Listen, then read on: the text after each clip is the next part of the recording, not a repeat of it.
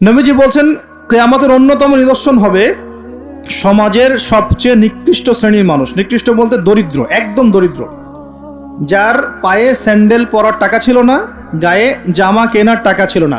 হুফাতাল উরাতাল আলাতা রিয়াশাই, রাখাল, রাখাল রিয়াশাই মানে রাখাল, একদম রাখাল শ্রেণীর মানুষ। এরা কি করবে?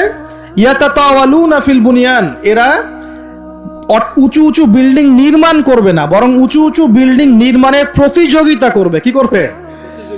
এখানে নির্মাণ করা অর্থ, ইয়াতাতাওয়ালুনা মানে কিন্তু বানানো না, মানে কি করা? কম্পিটিশন করা, প্রতিযোগিতা। আপনার 10 তলা, আমার 11, আপনার 12, আমার 13, আপনার 15, আমার 20। এই যে ইয়াতাতাওয়ালুনা ফিল বুনিয়ান, এই যুগটা চলছে না এখন? এই যুগটা কি 200-300 বছর আগে ছিল? তাহলে বুঝতে পারছি না সময় কাছাকাছি। এটা বোঝার জন্য কি পিএইচডি করার দরকার আছে? চোখ কান খুললেই তো দেখা যায়। ইয়াতাতাওয়ালুনা ফিল বুনিয়ান, কারা করবে? ধনীরা না, ধনীরা প্রতিযোগিতা করবে না, বলা হচ্ছে একদম দরিদ্র মানুষরা প্রতিযোগিতা করবে। এখন উত্তর দেন তো দেখি, কিভাবে গরিব মানুষ এরকম বিল্ডিং নির্মাণের প্রতিযোগিতা করতে পারে? হ্যাঁ, সুদ খাইলে। আরেকটা হচ্ছে অন্যের সম্পদ আত্মসাৎ করতে পারলে।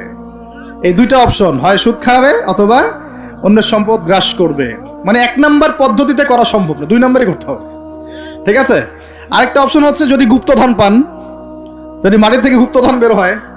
হ্যাঁ, গুপ্তধনও বের হয় তো, আল্লাহ পাক তো ধন দিয়েছেন মুসলিমদেরকে, দেন নাই? ওই যে মধ্যপ্রাচ্যের কান্ট্রিগুলো দেখবেন, আজকে থেকে 60-70 বছর আগে তাদের অবস্থা দেখবেন, তারা বেদুইনের মতো জীবনযাপন করতো। তারপরে 60-70 বছর হলো যে পেট্রোলিয়াম বের হয়েছে, ব্ল্যাক গোল্ড, যেটাকে আমরা বলি ব্ল্যাক অয়েল, ব্ল্যাক গোল্ড। মানে এই পৃথিবীতে সোনা দিয়ে এখন এক্সচেঞ্জ করা যায় না, এই পৃথিবীতে পেট্রোলিয়াম দিয়ে এক্সচেঞ্জ করা হয় ডলারের সাথে। এটাকে বলা হয় petro dollar monetary system, petrol এবং ডলার। তো এই পেট্রোলিয়ামটা হচ্ছে এখনকার গোল্ডের মতো দামি জিনিস। এটা যখন থেকে তারা পেয়েছে, তারপর থেকে দেখেন বিল্ডিং কারো 50, কারো 60, কারো 100, কারো চলছে, হচ্ছে না?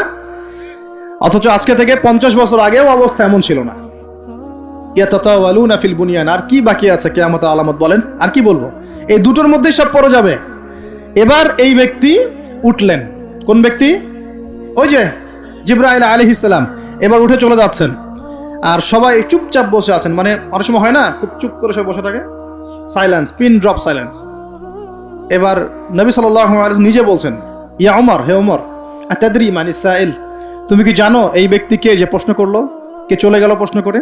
তখন নবীজিকে ওমর রাদিয়াল্লাহু আনহু বলছেন, আল্লাহু ওয়া রাসূলুহু আ'লাম, আল্লাহ এবং তার রাসূলই ভালো জানেন এই ব্যক্তিকে।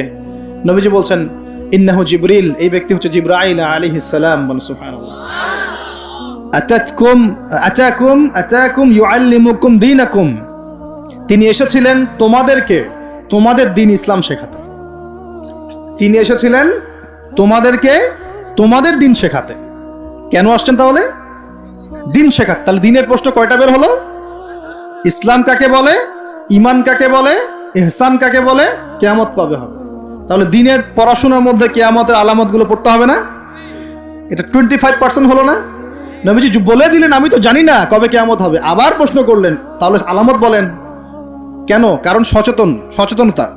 এখান থেকে আমাদের টপিক কোনটা?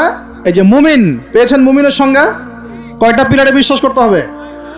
পিলারগুলো বলেন। আল্লাহ বিশ্বাস 1, 2 নম্বর ফেরেশতা মণ্ডলীতে বিশ্বাস, 3 নম্বর আসমানি কিতাব সমূহে বিশ্বাস, 4 নম্বর নবী রাসূলগণে বিশ্বাস, 5 পরকালের জীবনে বিশ্বাস, আর 6 তাকদীর ভাগ্যের ভালো মন্দে বিশ্বাস। এই 6টা কি গায়েব কি না? এখন একটু বোঝেন বর্তমান বিশ্বের সাথে আমাদের সংঘর্ষ কোথায়, একটু বোঝেন। এবার আমরা ইমানদার হতে হলে এই 6টা বিষয় বিশ্বাস করতেই হবে, না হলে কেউ মুমিন হতে পারবে না। আর এই 6টা বিষয় কি চোখে দেখা যায়, স্পর্শ করা যায়, পরীক্ষাগারে পরীক্ষা করা যায়, কোনো যুক্তি বিজ্ঞান দর্শন দিয়ে কোনো সিদ্ধান্তে আসা যায়? যায় না। আমরা এগুলো বিশ্বাস করি আল্লাহর ওহীর জ্ঞানের আলোকে। কিসের আলোকে? আল্লাহ পাক বলেছেন, রাসূল বলেছেন, বাস বিশ্বাস করি। এখানে আমরা কোনো যুক্তি বিজ্ঞান দর্শনের ধারি না, দাঁড়িয়ে। আচ্ছা, কিন্তু এখনকার পশ্চিমা শিক্ষা ব্যবস্থা, যার ছোঁয়া এখন পুরো বিশ্বেই লেগে গেছে, প্রায় অলমোস্ট এভরি কান্ট্রিতে, তাদের জ্ঞানতাত্ত্বিক একটা সংজ্ঞা আছে, দর্শন আছে। কি সেটা? তারা পরীক্ষা নিরীক্ষা, যুক্তি বিজ্ঞান দর্শন এর বাইরে কোনো কিছুকেই তারা সিদ্ধান্ত হিসেবে গ্রহণ করবে না, জ্ঞান হিসেবে গ্রহণ করবেন না। তারা পানিকে বিশ্বাস করে, পরীক্ষা করে দেখবে যে হাইড্রোজেন অক্সিজেন মিলে পানি হয়, এটা বিশ্বাস করলো। ঠিক আছে? তারা কঠিন তরল বায়বীয় পদার্থে বিশ্বাস করে, তারা চাঁদে বিশ্বাস করে, তারা মঙ্গল গ্রহে বিশ্বাস করে, ইত্যাদি ইত্যাদি। কিন্তু তারা এই চাঁদ, মঙ্গল গ্রহ, মহাবিশ্বের স্রষ্টাকে বিশ্বাস করে না, কারণ তাকে দেখা যায় না। আমি কি বোঝাতে পারছি পার্থক্য কোন জায়গায়? তারা এটা বিশ্বাস করে যে হ্যাঁ, বিগ ব্যাং, মহাধুম করে একটা বিস্ফোরণ হলো আর মহাবিশ্ব সৃষ্টি হয়ে গেল, এটা ওরা বিশ্বাস করে। এই বিস্ফোরণ যে আল্লাহ পাক ঘটিয়েছেন এটাতে বিশ্বাস করবে না। বুঝতে পারছেন না মনে হয়? তারা বিশ্বাস করে যে হ্যাঁ, এই যে পানি খাচ্ছি, পানি একটা জিনিস, তরল পদার্থ খাচ্ছি, কিন্তু এই পানি যে কেউ সৃষ্টি করেছেন এটাতে তারা বিশ্বাস করবে না। তারা মনে করে হাইড্রোজেন অক্সিজেন মিলে পানি হয়, কে সৃষ্টি করলো সেটা তিনি বিশ্বাস করবে না। এটাকে আমরা ফিলোসফির ভাষায় বলি এপিস্টিমোলজি। কি বলি? খুব কঠিন শব্দ। এপিস্টিমোলজি মানে হলো জ্ঞান তত্ত্ব। কি তত্ত্ব? ওদের জ্ঞান তত্ত্ব হচ্ছে যে পরীক্ষা নিরীক্ষা পর্যবেক্ষণ ছাড়া কোনো জ্ঞান নেওয়া যাবে না। কিন্তু আমরা দেখি আল্লাহকে আমরা পরীক্ষাগারে পরীক্ষা করতে পারবো? ফেরেশতাকে পারবো? জিন জাতি, আমাদের আত্মা, রূহ, কবরের আযাব, জান্নাত জাহান্নাম, হ্যাঁ ওই যে কবরের ফেরেশতা আসবে, প্রশ্নোত্তর, হ্যাঁ ওই যে কিয়ামতের মাঠে সূর্য নেমে আসবে, ঘামবে মানুষ, হ্যাঁ তারপরে যে আগের নবী রসুলগণ, আগের আসমানি কিতাব, তাকদীর, ভাগ্য, আগামীকাল কি হবে, এগুলোকে পরীক্ষাগারে প্রমাণ করতে পারবেন। এই কারণেই তারা আমাদের এই ধর্মীয় কনসেপ্টে বিশ্বাস করে না। আমি কি বুঝতে পারছি কেন বিশ্বাস করে না? ওদের সাথে আমাদের জ্ঞানতাত্ত্বিক আদর্শের দর্শনে পার্থক্য আছে। এখন এই কারণেই তারা যেহেতু স্রষ্টায় বিশ্বাস করে না, এখন মানুষের সৃষ্টি তত্ত্ব দিতে হবে, একটা দিতে হবে না? কেমন করে মানুষ সৃষ্টি হলো, কোত্থেকে আসলো, কেমন ছিল আমাদের আদিম পুরুষরা, দিতে হবে কিনা? এই কারণে বিভিন্ন মতবাদ তারা দিয়েছে, এই অ্যামিবা থেকে, ওই কোষ থেকে, অমুক থেকে, তমুক থেকে, এর মধ্যে একটা দিয়েছে ওই যে বিবর্তন থেকে। দেখেন নাই? আচ্ছা, এগুলো এমনি এমনি না, কারণ ওদের দর্শনটা চাপিয়ে দেওয়ার জোরপূর্বক চেষ্টা করা হচ্ছে এখানে, আর কিছু না। এখানে যে বিশ্বাস করে যে আমাদের একজন স্রষ্টা আছেন আল্লাহ রাব্বুল আলামিন, এবং তিনি প্রথম সৃষ্টি করেছেন আদম আলাইহিস সালামকে, তাকে নাম জ্ঞান শিক্ষা দিয়েছেন, তার পাজর থেকে হাওয়া আলাইহিস সালামকে সৃষ্টি করেছেন, জান্নাতে রেখেছেন, পরীক্ষা নিয়েছেন, শয়তান প্রলুব্ধ করেছে, তাই না?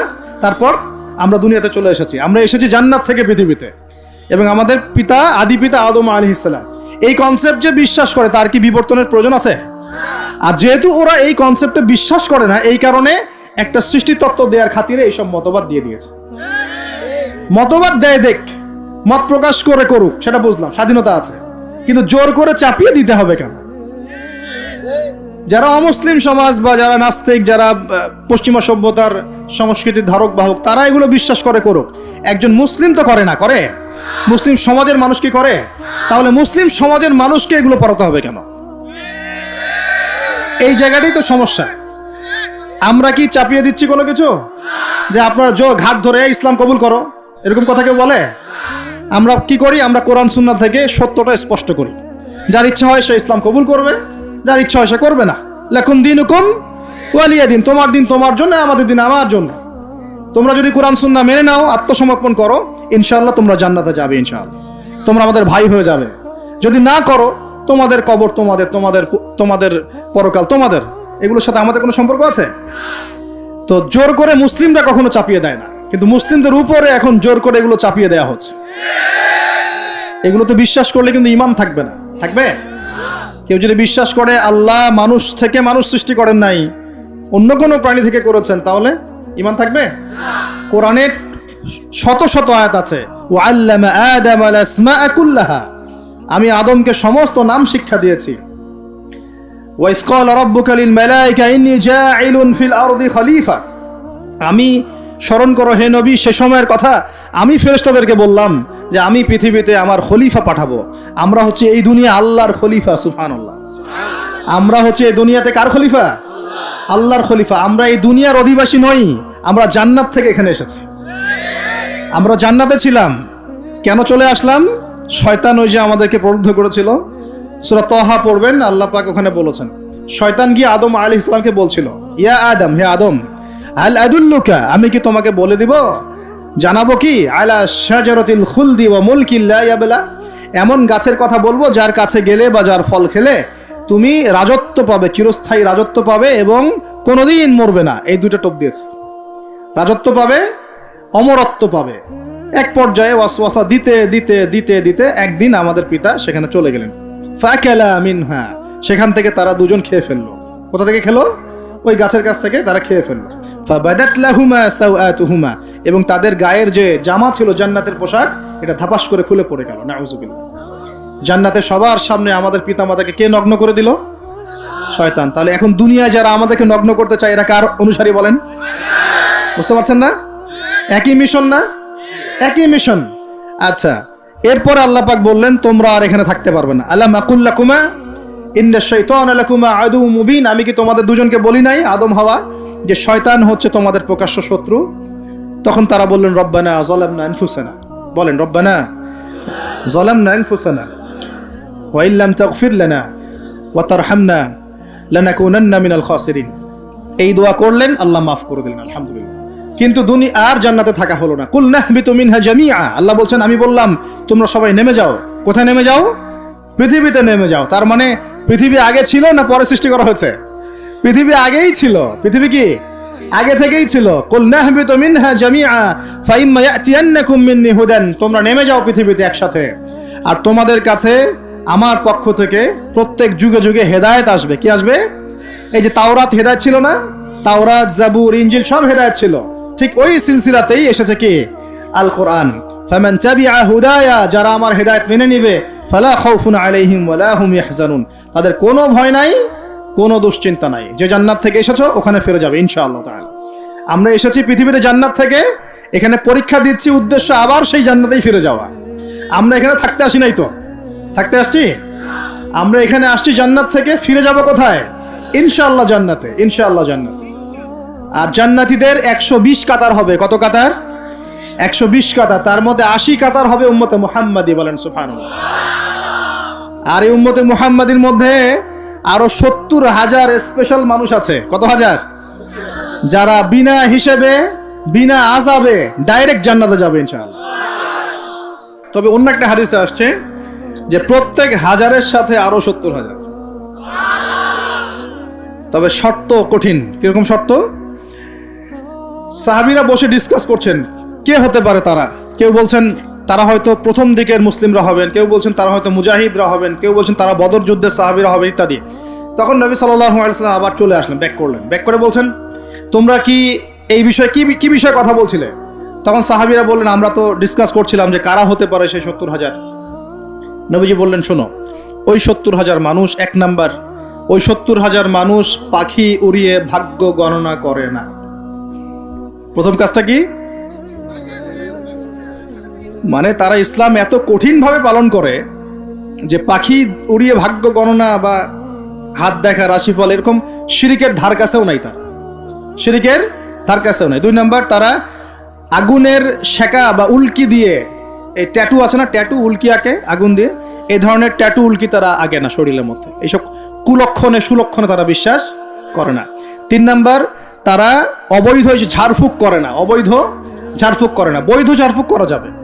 সূরা ফাতিহা পড়ে ঝাড়ফুঁক করা যাবে, সূরা ফালাক নাস ইখলাস পড়ে পড়া যাবে, আয়াতুল কুরসি পড়ে পড়া যাবে, কোরআন হাদিস দিয়ে ঝাড়ফুঁক করা যাবে। কিন্তু অবৈধ কিছু ঝাড়ফুঁক আছে না, তান্ত্রিক কবিরাজদের কাছে মানুষ করে, এগুলো করা যাবে না। আর 4 নাম্বার হচ্ছে তারা সর্বাবস্থায় এক আল্লাহর উপরে তাওয়াক্কুল করে, ভরসা করে, আল্লাহর প্রতি তাওয়াক্কুল করে। এরা হচ্ছে সেই 70,000 মানুষের মতো থাকবে ইনশাআল্লাহ। এক সাহাবী দাঁড়িয়ে বললেন, ওয়াকাশা দাঁড়িয়ে বলছেন যে ইয়া রাসূলুল্লাহ, আমার জন্য দোয়া করেন, আমি যেন সেই 70,000-এর মধ্যে থাকতে পারি। নবীজি বললেন হ্যাঁ, তুমি 70,000-এর মধ্যে একজন যাও। এরপর আরো 2জন সাহাবী দাঁড়িয়ে গেলেন, আমার জন্য দোয়া করেন। নবীজি বললেন না, ওয়াকাশা অগ্রগামী হয়েছে। এভাবে সবার জন্য দোয়া করতে থাকলে দরজা কি হতো? বন্ধ হয়ে যেত। তো এই দরজা খোলা আছে। এই যুগের মানুষও হতে পারে, হতে পারে না? যে ব্যক্তি শিরক করে না, আল্লাহ ভরসা করে, কোন রকম কুলক্ষণে বিশ্বাস করে না, ইসলাম পরিপূর্ণরূপে পালন করে, ইনশাআল্লাহ তাআলা আল্লাহ চাইলে তাদেরকে আল্লাহ পাক 70,000-এর মধ্যে আশ্রয় দিবেন, অংশ দিবেন ইনশাআল্লাহ তাআলা। তো আমরা বলছিলাম যে আমরা কোত্থেকে আসছি ভাই? জান্নাত থেকে। কোথায় যাব? ইনশাআল্লাহ। এর মাঝখানে শয়তানের পথ রয়েছে কিছু, শয়তানের ফিতনা। কি ফিতনা? শয়তান চায়, শয়তান কিন্তু ওয়াদা করে আসছে, চ্যালেঞ্জ করে আসছে আল্লাহর কাছে। কি করছে? চ্যালেঞ্জ। শয়তান কি চ্যালেঞ্জ করছে জানেন? শয়তান চ্যালেঞ্জ করছে যে রব্বি, শয়তান বলছে রব্বি মানে হে আমার রব। শয়তান কিন্তু আস্তিক, শয়তান কিন্তু আস্তিক, শয়তান কিন্তু আল্লাহকে বিশ্বাস করে। সে বলছে রব্বি, হে আমার রব, আনজিরনি, আমাকে অবকাশ দিন, ইলা ইয়াউমি ইউবআসুন, কিয়ামত দিবস পর্যন্ত অবকাশ দিন। আল্লাহ বলছেন ফাইন্নাকা মিনাল মুনজারিন, যাও, তোমাকে অবকাশ দেওয়া হলো। কিয়ামত পর্যন্ত সময় আল্লাহর কাছে এমন বড় কিছু নয়, খুব সামান্য। এবার সে বলছে রব্বি ফাবিমা আগওয়াইতানি, হে আল্লাহ, যে আদমের জন্য আজকে আমাকে জান্নাত থেকে বের করে দেয়া হলো সিজদা না করার কারণে, লা আকউদান্না লাহুম সিরাতাকাল মুস্তাকিম, ওই আদমকে জাহান্নামে নেয়ার জন্য আমি সরল পথে ওৎ পেতে বসে থাকবো। বসে থাকে না শয়তান?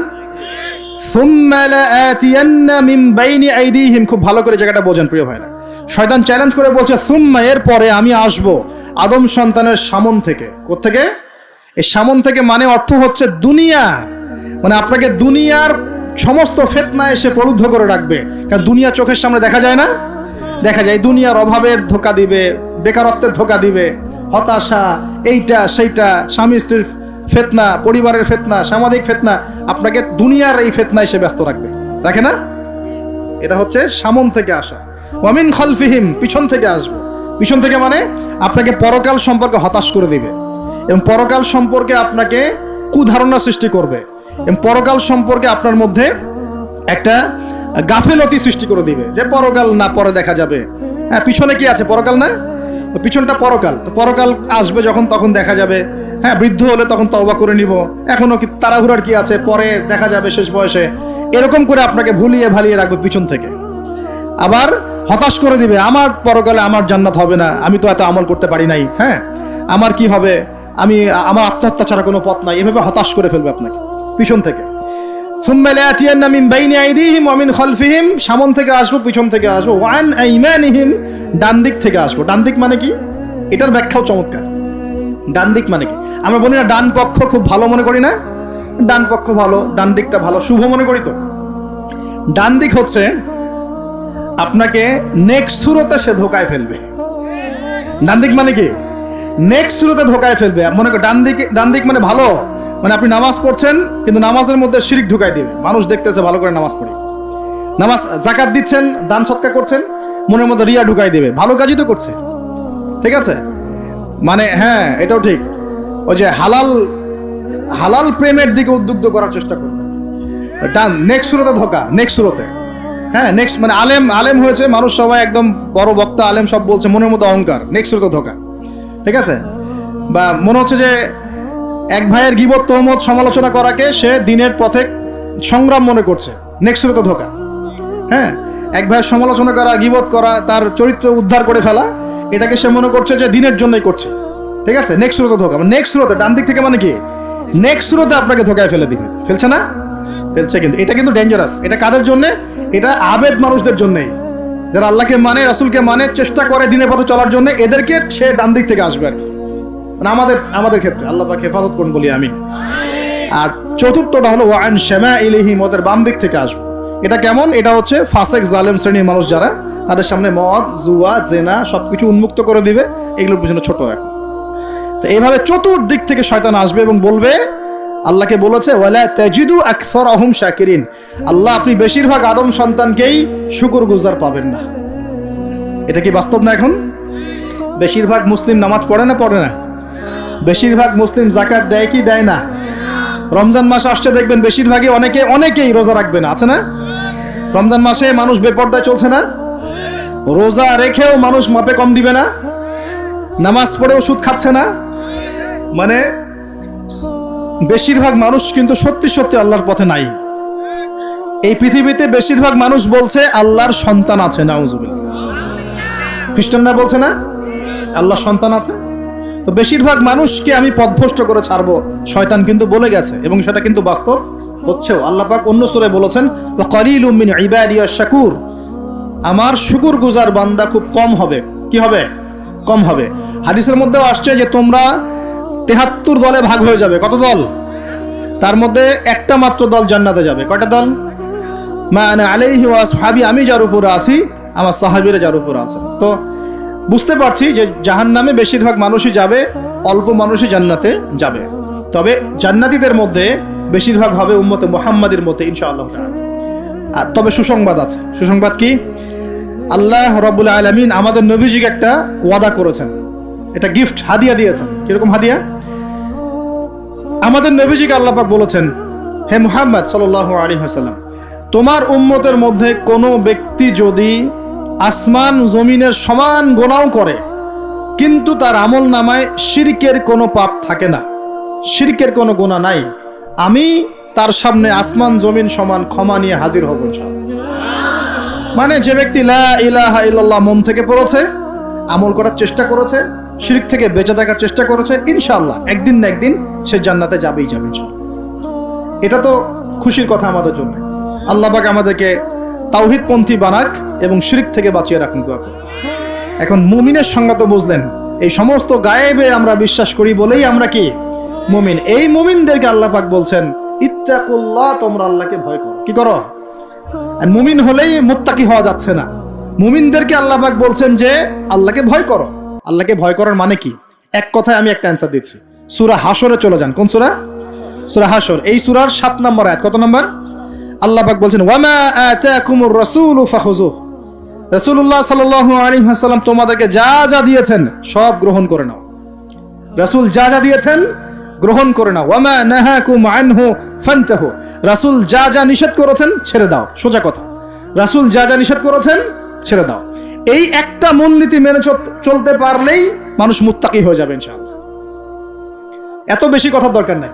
এই একটা মূলনীতি, রাসূল যা যা দিয়েছেন নিয়ে নাও, রাসূল যা থেকে নিষেধ করেছেন ছেড়ে দাও, ইনশাআল্লাহ তোমরা সফল হয়ে যাবে, মুত্তাকি হয়ে যাবে। রাসূল কি দিয়েছেন একটু গুছাই দিই আপনাকে। এই যে ঘুমাবো আমরা, আচ্ছা শুরু করি আপনার চেহারা। রাসূল কি আমাদেরকে ক্লিন শেভ চেহারা দিয়েছেন? হ্যাঁ, আজকে এক ভাই আমাকে টেক্সট করলো, কোথায় জানি বাংলাদেশের বাধ্যতামূলক করা হয়েছে একটা প্রতিষ্ঠানে ভর্তি হতে হলে ক্লিন শেভ করতে হবে। তো চিন্তা করেন কিভাবে ফোর্স করা হচ্ছে। এভাবে তো বলতে পারতেন যে যার ইচ্ছা হয় সে শেভ করবে, যার ইচ্ছা হয় সে দাড়ি রাখবে। এটা চাপিয়ে দেওয়া হলো না? হলো, এটা চাপিয়ে দেওয়া হলো না। আমরা যদি বলি যার ইচ্ছা হয় সে শেভ করবে, যার ইচ্ছা হয় সে দাড়ি রাখবে, এটা কি চাপিয়ে দেওয়া হলো? এটা কি দাড়ি রাখা চাপিয়ে দিলাম? কিন্তু তারা বলছে দাড়ি শেভ না করলে ভর্তি হওয়া যাবে না। চাপিয়ে দিল না? ধ্বংস হোক এদের। কি হোক এদের? ধ্বংস হোক। আল্লাহ পাক ধ্বংস করুক এদেরকে, যারা নবীর সুন্নতকে এভাবে জবাই করে এদেরকে ধ্বংস করুক আল্লাহ পাক। একটা মানুষ একা একা করে একটা জিনিস, একা একা সে করে, একা একা সে নিজের আমল মনে করে, তার কাছে মনে হয়, সে মনে করে হ্যাঁ এটা একটা গুনার কাজ করছি, এক সময় ছেড়ে দিব ইনশাআল্লাহ। মনে করেন এমন মানুষ, এদেরকে আল্লাহ পাক মাফ করে দিবেন ইনশাআল্লাহ। এই মানুষগুলোকে আল্লাহ মাফ করে দিবেন ইনশাআল্লাহ। আমি আল্লাহকে চিনি, আমার কাছে মনে হয় আমি আল্লাহকে চিনি। একজন মানুষ মনে করে একটা শেভ করতেছে, কিন্তু তার মনে হয় যে না আসলে শেভ করাটা খারাপ কাজ, এটা খারাপ কাজ, এটা আসলে আমি বাধ্য হয়ে করছি বা করতে হচ্ছে, ইনশাআল্লাহ আমি আর একটু বড় হলে ছেড়ে দিব, ইনশাআল্লাহ আল্লাহ চাইলে তাকে মাফ করে দিবেন ইনশাআল্লাহ। আর একজন এটাকে করতে বাধ্য করছে, না এটা করতেই হবে, রাখা যাবে না সুন্নাত, এটা কাটতে হবে, শেভ করতে হবে, এ মাফ পাবে না ইনশাআল্লাহ ইল্লা মাশাআল্লাহ, ইল্লা মাশাআল্লাহ। তো চাপিয়ে দেওয়া খুব খারাপ জিনিস। কেন চাপিয়ে দিবেন আপনি? কেন চাপিয়ে দিবেন? আর একজন পুরুষের সৌন্দর্যই তো হচ্ছে দাড়ি। আমি তো আফসোস করি যে দাড়ি নাই চেহারায়, কত আফসোস করি যে মানুষ, আপনাদের দাড়ি দেখলে আমার হিংসা হয়, ঈর্ষা হয়। এটা ঈর্ষা, হিংসা না, এটা কি ঈর্ষা। গাল ভর্তি দাড়ি থাকবে দেখে কত চমৎকার লাগে, মাশাআল্লাহ। আমাদের নবী সাল্লাল্লাহু আলাইহি ওয়াসাল্লামের চেয়ে কোনো হ্যান্ডসাম পুরুষ আছে? ছিল কখনো? নবী সাল্লাল্লাহু আলাইহি ওয়াসাল্লামের দাড়িগুলো এত সুন্দর ছিল, দাড়ি দিয়ে খুশবু বের হতো, সুবহানাল্লাহ। এমনিতেই দাড়িতে মেহেদি না দিয়েই দাড়ি একটু ব্রাউন রঙের দাড়ি ছিল, মেহেদি দেওয়া লাগতো না, এমনি ব্রাউন কালার দাড়ি। বুঝতে পারছেন না? মনে হয় অনেক টকটকা ফর্সা মানুষ ছিলেন তিনি। আমাদের একদম উপর লেভেল থেকে শুরু করে বাথরুমের টয়লেট পর্যন্ত সব এখন পশ্চিমা কালচারে চলছে। কোন কোন জায়গায় এমন টয়লেট দেখা যায় যে দাঁড়ায়ও পেশাব করার বুদ্ধি নেই, দেখেন নাই মনে হয়। একটা তো স্টেনজা করতে হয় বা পায়ে ভর দিয়ে। কোন পায়ে? এখন এই যে ইংলিশ কমোডে আপনি বা পায়ে ভর দিয়ে কেমনে করবেন বলেন দেখি, কিভাবে সুযোগ আছে? আর পাবলিক টয়লেট যদি হয় তাহলে ওটাতে বসলে কাপড় এগুলো পাক থাকবে, ওটাতে নামাজ হবে? চিন্তা করেন তো, এটা সূচিবায়ু হয় না? আচ্ছা, সব জায়গায় পশ্চিমা সভ্যতা ঢুকে গেছে এখন, সব জায়গায়, বাথরুম থেকে শুরু করে একদম ওই বিশ্ব পরিচালনা পর্যন্ত সব ওদের সুন্নত চলছে। আর কিছু দেখলাম যে এরকম কিছু বোল বা বাটির মতো রেখে দিয়েছে, ওখানে দাঁড়ায় দাঁড়াই ধরে ধরে করতে হবে।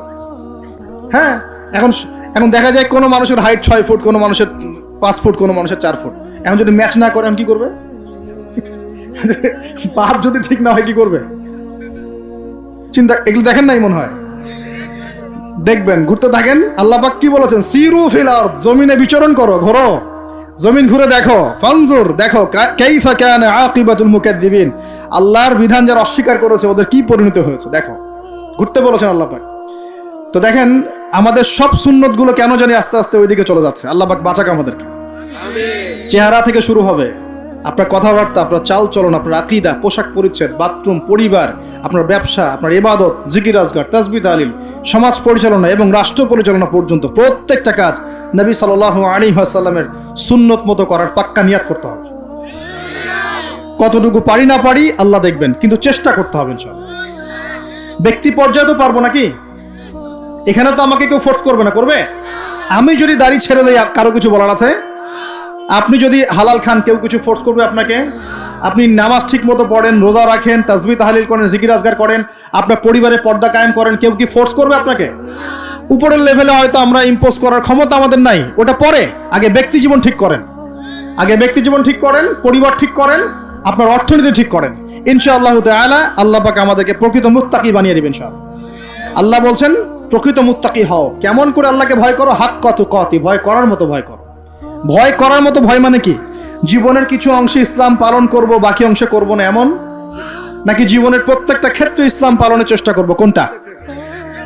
জীবনের প্রতিটা ক্ষেত্রে আল্লাহ পাক আমাদের সবাইকে ইসলাম পালন করার তৌফিক দান করুন। আল্লাহকে ভয় করো, ভয় করার মতো করে ভয় করো। আরেকটা কথা বলেছেন আল্লাহ পাক, ওয়ালা তামুতুন্না ইল্লা ওয়া আনতুম মুসলিমুন, পরিপূর্ণ মুসলিম না হয়ে মৃত্যুবরণ। পরিপূর্ণ মুসলিম কি জিনিস? যে ব্যক্তি বেপর্দায় চলে, এক মহিলা, আবার মাশাআল্লাহ নামাজও পড়ে, পরিপূর্ণ মুসলিম হলো কি? একজন ব্যক্তি 5 ওয়াক্ত নামাজি মাশাআল্লাহ, কিন্তু টেবিলের নিচ দিয়ে ঘুষ নিচ্ছে, পরিপূর্ণ মুসলিম হলো? একজন ভাই রোজাদার, মাশাআল্লাহ রোজা রেখেছেন, কিন্তু রোজা রেখে ব্যবসা করছেন, মাপে কম দিচ্ছেন, পরিপূর্ণ মুসলিম হলো? একজন যুবক আল্লাহর জন্য কাজ করছে মাশাআল্লাহ, আবার এদিকে হারাম সম্পর্কে লিপ্ত, পরিপূর্ণ মুসলিম হলো কি? পরিপূর্ণ মুসলিমের সংজ্ঞা বোঝানোর জন্য কোনো ব্যাখ্যার প্রয়োজন নাই। পরিপূর্ণ মুসলিম মানে উদখুলু ফিস সিলমি কাফা, তোমরা ইসলামের হুকুম আহকামকে পরিপূর্ণরূপে গ্রহণ করো, ইসলামে পরিপূর্ণরূপে প্রবেশ করো, বাস। এখন একসাথে কি সব আমল করা যায়? যায় না, কিন্তু চেষ্টা তো করা যায় নাকি? আমরা শুরু করি, আমরা চেষ্টা করি, ব্যক্তি পর্যায় থেকে শুরু করি, পরিবারটা ঠিক করার চেষ্টা করি, হালাল খাওয়ার চেষ্টা করি, ইবাদত বাড়িয়ে দেই, দ্বীনের জ্ঞান অর্জন করি, ওলামায়ে কেরামের সোহবতে থাকি, আল্লাহর জিকির বাড়িয়ে দেই। ইনশাআল্লাহ তাআলা আল্লাহ পাক অনেক বড় জায়গায়ও নিয়ে যাবে ইনশাআল্লাহ তাআলা।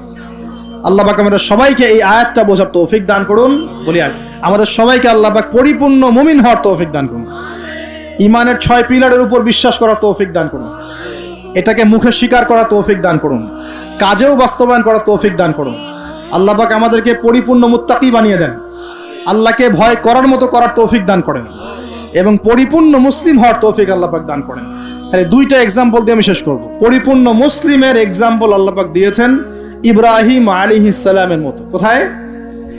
ইব্রাহিম আলাইহিস সালামের স্ত্রীকে এবং সন্তানকে আল্লাহ পাক বলছেন রেখে আসো ওই মক্কার জনমানব শূন্য জায়গায়।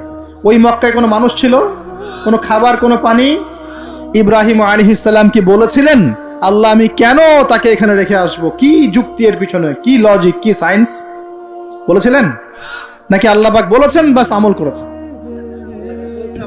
সামি'না ওয়া আতা'না, শুনলাম মানলাম, শুনলাম মানলাম, শুনলাম মানলাম, এর নাম ইসলাম। কোনো প্রশ্ন করা যাবে না। প্রত্যেকটা প্রশ্নের উত্তর আছে ঠিকই, প্রতিটা প্রশ্নের উত্তর ঠিকই আছে, কিন্তু সব উত্তর বোঝার জ্ঞান আল্লাহ পাক আমাকে দেন নাই। নামাজ যে আল্লাহ পাক পড়তে বলেছেন, নামাজ পড়লে আমরা পরকালে জান্নাতে যাব ইনশাআল্লাহ, ইনশাআল্লাহ নামাজ পড়ার মধ্য দিয়ে আমাদের সমাজের ঐক্য হবে, ইত্যাদি অনেক ব্যাপার আছে। আপনার ফিজিক্যালও অনেক উপকার আছে, নামাজ পড়লে শারীরিক অনেক উপকারও আছে, কিন্তু সবকিছু তো আর ব্যাখ্যা করার প্রয়োজন নাই। আল্লাহ বলেছেন করো, নিশ্চয়ই এর মধ্যে কল্যাণ আছে, ব্যাস। আল্লাহ বলেছেন জাকাত দাও, জাকাত দিতে আল্লাহ বলেছেন দিতে হবে। এটা কেন দিব? আল্লাহ কি অন্যকে খাওয়াতে পারেন না? আমাকে খাওয়াতে হবে কিনা? এত যুক্তি তর্কের দরকার নাই।